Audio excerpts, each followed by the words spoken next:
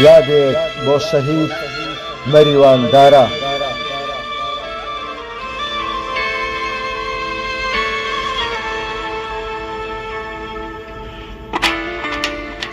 شەهید مەریوانە و مەریوان زێویەتی، شەهیدی کوردزمانە و نەوەی نێویەتی.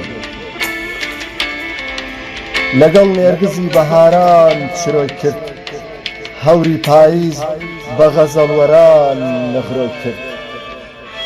هەوری پاییز بە غەزەڵوەران نەخرۆی کرد.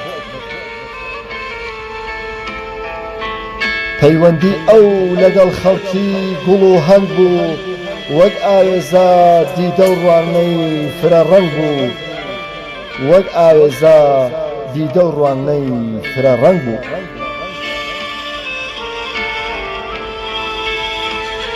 لەبەر مەحبوبی نازناوەکەی کوێخا بوو،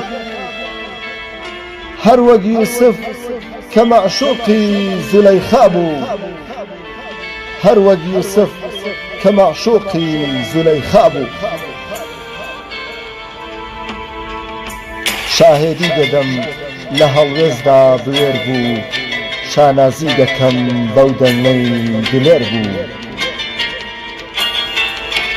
لە کار و کاسبی چەند جوان سەری دەردەکرد، بەرهەمی ڕەنجی دانا زوو بەری دەگرت.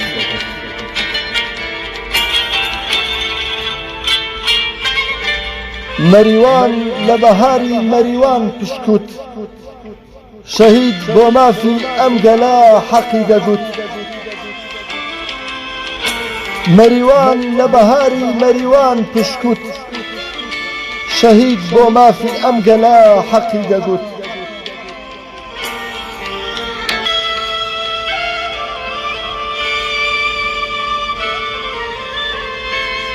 گوڵی بەهار بەناحەق لە پایزوەری، گوڵی بەهار بەناحەق لە پایزوەری، دیداری یارانی لە دڵی ئازیز بڕی، دیداری یارانی لە دڵی ئازیز بڕی.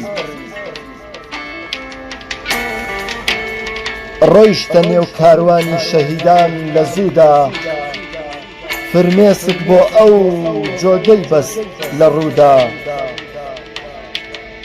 ڕۆیشتە نێو کاروانی شەهیدان لە زوودا، فرمێسک بۆ ئەو جۆگەلەی بەست لە ڕوودا.